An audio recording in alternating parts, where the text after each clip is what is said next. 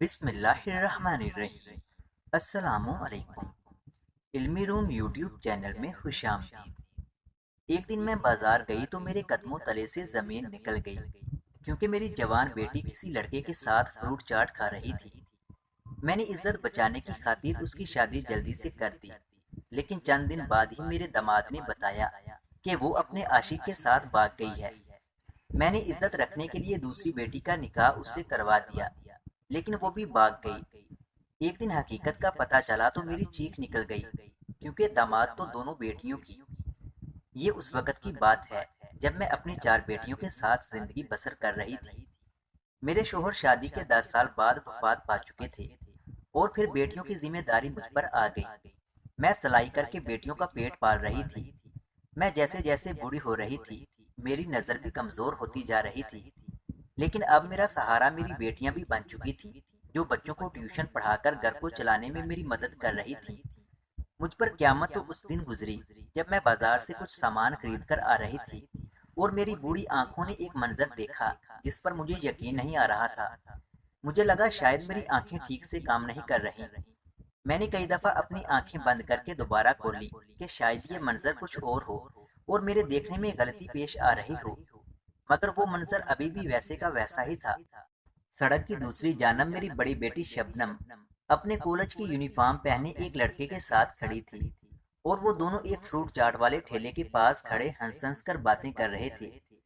میری جان تو تب نکلی جب اس لڑکے نے اپنے ہاتھوں سے شبنم کو خود کھلانا شروع کی۔ میرا تو غصے سے برا حال ہو چکا تھا، اور آنکھوں سے آنسو جاری ہو گئے تھے۔ وہاں کئی لوگ آ جا رہے تھے۔ میری بیٹی کو تو کوئی نہیں جانتا تھا کہ وہ غنی کی بیٹی ہے، مگر آس پاس رہنے والے لوگ مجھے میرے مخصوص سیاہ برقعے میں ملبوس دیکھ کر یہ ضرور جانتے تھے کہ میں غنی نامی سپر سٹور والے آدمی کی بیوی ہوں۔ اس وقت مجھے شبنم کے پاس جانا مناسب نہ لگا، کیونکہ ہم دونوں ماں بیٹی لوگوں کی نظروں میں آ سکتی تھی۔ نہ جانے کہاں کمی رہ چکی تھی میری تربیت میں، جو میری بیٹی پڑھائی کا بہانہ کر کے یہ سب کرتی پھر رہی تھی۔ میں گھر آ کر پھوٹ پھوٹ کر رونے لگی۔ کیا باپ کا سایہ چھن جائے تو یہ سب کرنا ایک بیٹی کو زیب دیتا ہے؟ کیا اسے ایک بار بھی اپنے مرے ہوئے باپ کی عزت کا خیال نہیں آیا؟ ساری زندگی وہ عزت سے کماتا اس دنیا سے رخصت ہوا تھا۔ کچھ دیر بعد شبنم گھر میں داخل ہوئی۔ وہی مخصوص عبایا پہنے اور چہرہ ڈانپے ہوئے وہ آئی تھی، جبکہ کچھ دیر پہلے وہ بغیر کسی پردے کے اس لڑکے کے ساتھ کھڑی تھی۔ وہ گھر آ کر تھکے تھکے انداز میں بولی کہ آج تو میں پڑھائی کر کے کافی تھک گئی ہوں، بس تھوڑی دیر سونا چاہتی ہوں۔ اس کا اتنا کہنا تھا کہ میری آنکھوں میں غصہ آ گیا۔ میں آگے بڑھی اور ایک ساتھ کئی تھپڑ اس کے منہ پر مار دیے۔ وہ بکھلا کر مجھے دیکھنے لگی۔ میں نے جو کچھ دیکھا تھا وہ سب اسے بتا دیا۔ میں نے اسے بہت مارا، اتنا کہ میں خود بھی ہانپ کر رہ گئی، اور روتے ہوئے پوچھنے لگی کہ آخر یہ نوبت کیوں پیش آئی؟ کیا میرا اور تمہاری بہنوں کا ساتھ تمہارے لیے کافی نہیں تھا؟ شبنم مجھ سے بہت محبت کرتی تھی۔ میرے الفاظ سن کر وہ زمین پر بیٹھ کر پھوٹ پھوٹ کر رونے لگی۔ دروازے میں میری تینوں بیٹیاں کھڑی یہ منظر دیکھ رہی تھیں۔ میں خاموشی سے روتی اس کمرے سے نکل گئی۔ شبنم سے میرا اعتبار اٹھ چکا تھا۔ دل میں عجیب سی بے چینی اور وسوسے آنے لگے تھے، کہیں وہ باغی ہو کر اس لڑکے کے ساتھ بھاگ ہی نہ جائے۔ اتنا سوچنا تھا کہ میری روح کانپ گئی۔ میں فوراً جائے نماز بچھا کر اللہ سے اپنی بیٹیوں کی عزت و سلامتی کی دعائیں کرنے لگی۔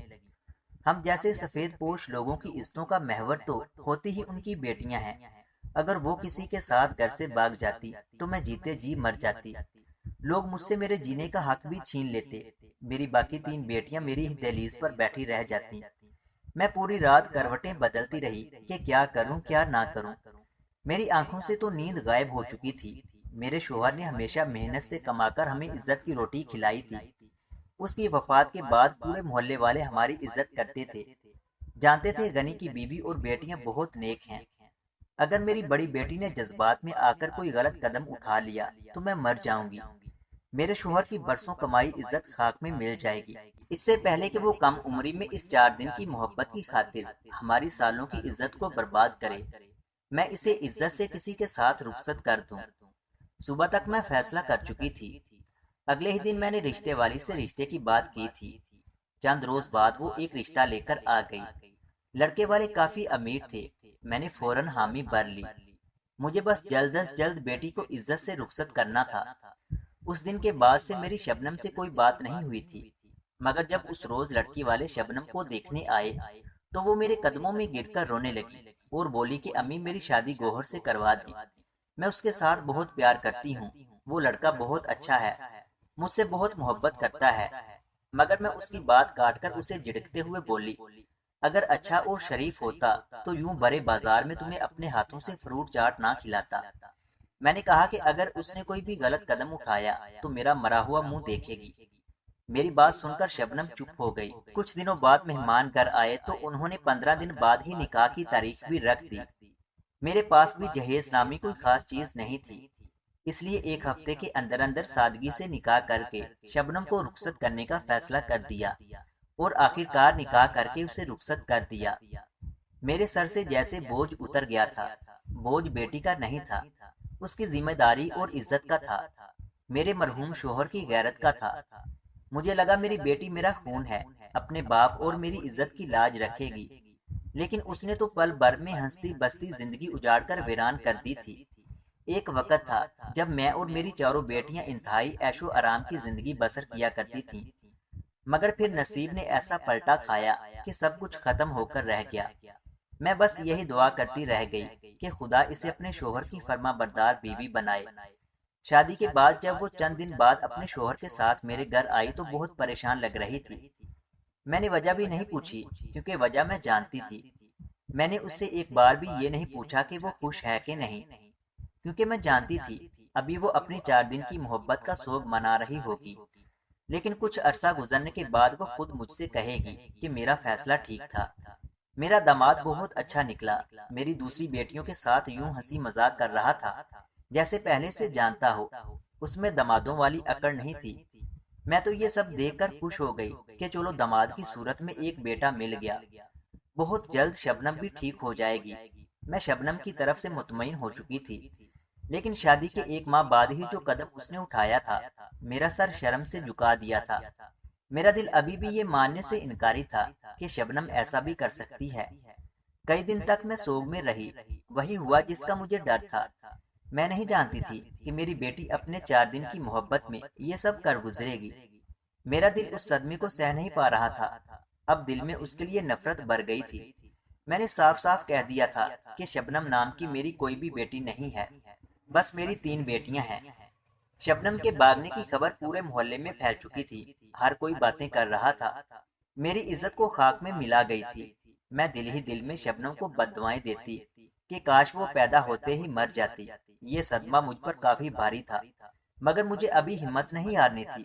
پڑوس کی چند بزرگ عورتیں میرے پاس آئیں، ان میں سے چند میرے داماد کی محلے کی عورتیں بھی تھیں، جو مجھ سے کہنے لگیں کہ تمہارا داماد بہت نیک ہے، ایسا داماد بار بار نہیں ملتا، تم اگر چاہو تو اس غلطی کا کفارہ یوں ایک طریقے سے ادا کر سکتی ہو، اس طرح تمہارا داماد بھی شور شرابہ کرنے سے باز آ جائے گا اور تمہاری ایک اور بیٹی اپنے گھر کی ہو جائے گی۔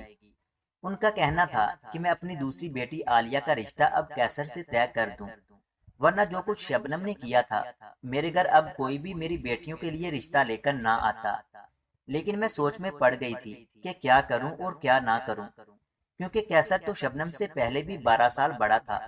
میں نے اس لیے اپنی بیٹی بیاہ دی تھی کہ بدنامی سے بچ جاؤں، لیکن عالیہ پھر یہ سوچنے لگی کہ اگر کیسر کو انکار کر دیا تو میری بیٹیاں میری دہلیز پر ہی رہ جائیں گی، لیکن اگر کیسر سے عالیہ کی شادی کر دوں تو شاید باقی 2 کی بھی ہو جائے۔ اس دن شام کو ایک بار پھر کیسر ہمارے گھر آیا تو میں نے محلے والوں کی باتیں اسے بتائیں۔ کچھ دیر سوچنے کے بعد اکڑ کر بولا کہ یہ میرا احسان مانے کہ میں آپ کی بڑی بیٹی کے سیاہ کرتوت جاننے کے باوجود آپ کی چھوٹی بیٹی سے نکاح کرنے کے لیے راضی ہو گیا ہوں، یہ میری ہی قربانی ہے، ورنہ جیسے ان کی حرکتیں ہیں اب کوئی بھی شریف انسان اس گھر کی جانب رخ نہیں کرے گا۔ میں شرمندہ تھی، مگر ہمت رکھی اور عالیہ کا نکاح کیسر سے کر دیا۔ عالیہ شبنم سے بھی بہت خوبصورت اور معصوم لڑکی تھی۔ میں نے جب اسے کیسر کے ساتھ رشتے کی خبر سنائی تو اس نے منہ سے ایک لفظ بھی نہیں نکالا، وہ خاموشی سے ہاں میں سر ہلا گئی، کیونکہ میری حالت سے اچھی طرح واقف تھی، اس لیے چپ چاپ کیسر کے ساتھ رخصت ہو گئی۔ کچھ دنوں کے لیے گھر میں سکون سا آ چکا تھا، لیکن عالیہ کے نکاح کو ابھی 10 دن ہی ہوئے تھے کہ ایک اور خبر میرے دل پر خنجر کی مانند چلی تھی۔ اور میں اس روز اپنی بیٹی سے ملنے اس کے سسرال گئی تھی، مگر جو ہی گھر کے اندر قدم رکھا تو داماد سر پکڑ کر بیٹھا رو رہا تھا۔ مجھے دیکھ کر غصے سے میری جانب بڑھا اور جو منہ میں آیا سنانے لگا۔ اس نے کہا کہ آپ نے اپنی بیٹیوں کی کیسی تربیت کی ہے، پہلے ایک اور اب دوسری بھی میرے ساتھ چند دن رہنے کے بعد بھاگ چکی ہے۔ پورے محلے میں آپ کی عزت دار ہونے کے چرچے تھے، اس لیے آپ کے ہاں رشتہ بھیجا، مگر میں تو آپ کے گھر کی عزت بچانے کے چکر میں برباد ہو چکا ہوں۔ میری عزت خاک میں ملا دی آپ کی بیٹیوں نے۔ میں تو صدمے سے ہی بت بن چکی تھی۔ داماد یہ کیسی خبر سنا رہا تھا؟ پہلے ایک اور اب دوسری بیٹی بھی بھاگ گئی تھی۔ کیا میں اتنی بری ماں تھی کہ میری بیٹیاں میری عزت کا پاس نہ رکھ سکیں؟ میری عالیہ تو ایسی ہرگز نہیں تھی، وہ کبھی بھی کسی کے ساتھ چکر نہیں چلا سکتی تھی۔ میرا دل اس بات کو ماننے کو تیار نہیں تھا، یہ ممکن نہیں تھا۔ میں نے ایک نظر کیسر پر ڈالی، وہ رو رہا تھا اور غصے میں بھی تھا۔ میرے دل میں ایک خیال یہ آیا کہ کہیں کیسر ان کے ساتھ کچھ ایسا نہ کرتا ہو کہ وہ اس کے ساتھ رہ نہیں پاتی تھی۔ میں بری طرح صدمے سے دو چار تھی۔ دونوں بیٹیاں مجھے برباد کر کے جا چکی تھیں، لیکن مجھے حیرت یہ ہوئی کہ اس بار کیسر اور اس کے گھر والوں نے عالیہ کے بھاگ جانے کی خبر کہیں نہیں پھیلائی تھی۔ لیکن یہ راز بھی راز نہیں رہا تھا۔ چند دن گزرے تھے کہ کیسر غصے سے گھر میں داخل ہوا اور بولا کہ چپ چاپ اپنی تیسری بیٹی گڑیا کا نکاح مجھ سے کروا دو، ورنہ عالیہ کے بھاگ جانے کی خبر ہر طرف پھیلا دوں گا۔ کیسر کی اس دھمکی نے مجھے پریشان کر دیا تھا۔ گڑیا تو ابھی صرف 18 سال کی تھی۔ میں نے کہا میں چند دن بعد اسے بتاتی ہوں۔ میرا دل بے حد بے چین تھا۔ میں نے گڑیا سے پوچھا کہ کیا عالیہ کا کسی لڑکے سے کوئی چکر تو نہیں تھا؟ وہ کہنے لگی نہیں اماں، ایسا کچھ نہیں تھا۔ عالیہ نے کبھی دروازے سے باہر جا کر بھی نہیں دیکھا تھا۔ مجھے سمجھ نہیں آ رہی تھی کہ عالیہ ایسے کیسے کر سکتی ہے۔ میرا سر بری طرح سے چکرا رہا تھا۔ میں کیسے اپنی 18 سالہ بیٹی کی شادی کیسر سے کر دیتی؟ میرا دل اس بار مطمئن نہیں تھا، لیکن کیسر روز ہی میرے گھر آ جاتا، مجھے ہر بار دھمکانے لگتا۔ میں اکیلی عورت اپنی عزت کے ہاتھوں مجبور ہو گئی تھی۔ میں نے ایک ٹھنڈی سانس لی اور گڑیا کے آگے ہاتھ جوڑ کر کھڑی ہو گئی۔ مجھے یوں ہاتھ باندھے دیکھ کر وہ تڑپ گئی تھی۔ اس نے کہا کہ میں کبھی بھی وہ سب نہیں کروں گی جو میری بہنوں نے کیا۔ میں آپ کی اور بابا کی عزت کبھی بھی خراب نہیں ہونے دوں گی۔ میں نے اپنی تیسری بیٹی کا رشتہ بھی کیسر سے کر دیا تھا۔ میری طبیعت دن بدن بگڑتی جا رہی تھی۔ گردے تو شاید ناکارہ ہو گئے تھے اور نظر بھی کمزور ہو چکی تھی۔ اب تو سلائی بھی نہ کر پاتی۔ ابھی بھی مجھ پر ایک بیٹی کی ذمہ داری تھی۔ میں نے سوچا کہ اب کسی کے گھر میں کام کرنا شروع کر دوں۔ میں نے اپنے لیے کام ڈھونڈنا شروع کر دیا۔ چند دنوں میں ہی مجھے ایک بڑی حویلی میں نوکری کا کام مل گیا۔ میں خود کو بمشکل سنبھالتی، بھاگ بھاگ کر ان کے سارے کام کر دیا کرتی تھی۔ میرا کام صرف دن کے وقت ہوتا تھا، رات کو میں گھر آ جایا کرتی تھی۔ ایک روز میں گھر جانے لگی تو مالکن نے مجھے اپنے پاس روک لیا۔ ان کی طبیعت کافی خراب تھی، اب وہ حاملہ تھی اور آج صبح ہی بڑے صاحب نے انہیں نشے کی حالت میں بہت زیادہ مارا تھا۔ اس دن مالکن کافی تکلیف میں تھی، اس لیے میں نے اپنی چھوٹی بیٹی زینت کو بھی وہیں بلا لیا تھا اور مالکن کی خدمت کرنے لگی۔ مالکن کا شوہر عیاش پرست تھا، وہ رات کو ایک نئی لڑکی اپنے ساتھ لے کر آتا۔ میری مالکن اس کی اس عادت سے بہت زیادہ خفا تھی، لیکن عورت ہر حال میں بے بس ہو جاتی ہے۔ کبھی کبھی مالکن میرے سامنے رونے بھی لگتی تھی کہ اس شخص کو نہ اپنی عمر کا لحاظ ہے، نہ عزت کا۔ وہ شراب پیتا تھا اور ہر رات ایک جوان لڑکی اپنے ساتھ لے کر آتا تھا، حالانکہ میری مالکن بھی جوان ہی تھی۔ ایک بار جب رات کو لاؤنج میں صاحب کسی لڑکی کے ساتھ داخل ہوا تو وہ لڑکی رو رہی تھی، بار بار کہہ رہی تھی مجھے چھوڑ دو، مجھے یہ گناہ نہیں کرنا، لیکن وہ صاحب اس کو گالیاں دے رہا تھا اور کہہ رہا تھا بس ایک رات کے پیسے تیرے اس دلال شوہر نے مجھ سے 1 لاکھ روپے لیے ہیں، اس لیے میں تیرے یہ نخرے نہیں دیکھوں گا۔ اگر تو نے میرا دل نہیں بہلایا تو تیرے ساتھ مار پیٹ بھی کروں گا۔ میرا دل اس لڑکی کی سسکیاں بے چین کر رہا تھا۔ میں جلدی سے اپنے کمرے سے باہر نکلی۔ سامنے اس روتی ہوئی لڑکی کو دیکھ کر میرے ہوش اڑ گئے۔ وہ شبنم تھی۔ یہ دیکھ کر میری جان ہی نکل گئی تھی۔ تو کیا جس سے اس نے بھاگ کر شادی کی تھی وہ اس سے بدکاری کروا رہا تھا؟ میں فوراً سے باہر آ گئی اور اس صاحب سے کہنے لگی کہ اسے چھوڑ دو، یہ میری بیٹی ہے۔ یہ سن کر اس صاحب نے مجھ سے کہا کہ میں کیا کروں، میں نے تو اس لڑکی کے پیسے ادا کیے ہیں۔ لیکن میں پھر بھی اس کی منت سماجت کرنے لگی۔ شور کی آواز سن کر اس کی بیوی بھی کمرے سے باہر آ گئی۔ وہ صاحب اس وقت اتنے نشے میں تھا کہ اپنے قدموں پر کھڑا بھی نہیں ہو پا رہا تھا۔ اس کی بیوی ساری بات سمجھ کر اس صاحب کو زبردستی اپنے کمرے میں لے گئی۔ میں نے شبنم کا ہاتھ پکڑا اور اسے اپنے کمرے میں لے گئی۔ میں نے کہا، دیکھ لیا تو نے بھاگ جانے کا انجام۔ میری بات سن کر اس نے مجھے عجیب نظروں سے دیکھا اور کہنے لگی، اماں میں نہیں بھاگی، تو نے جلد بازی میں مجھے ایک وحشی کے ساتھ بیاہ دیا تھا جس نے مجھے ایک ویران جگہ پر خالی گھر میں قید کر دیا۔ وہ شادی سے پہلے مجھے گوہر کے ساتھ کہیں باہر دیکھ چکا تھا، اس لیے مجھ پر بھاگ جانے کا الزام لگا دیا۔ عالیہ کو بھی اس نے وہی قید کر رکھا ہے اور ہم دونوں سے بدکاری کروا کے پیسے لیتا ہے۔ اور اماں تو نے گڑیا کو بھی اس کے حوالے کر دیا۔ کیا آپ کو اپنی بیٹیوں پر بھروسہ نہیں تھا؟ آپ نے یہ ظلم کیوں کیا؟ یہ سن کر میں پھوٹ پھوٹ کر رونے لگی۔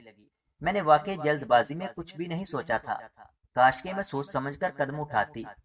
میں نے پولیس سے مدد لی اور اپنی بیٹیوں کو کیسر کے چنگل سے آزاد کروا لیا۔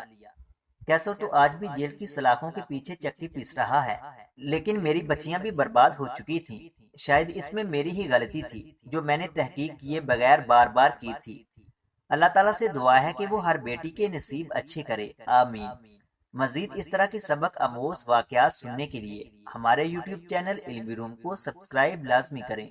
ملتے ہیں اگلی ویڈیو میں، تب تک کے لیے اللہ حافظ۔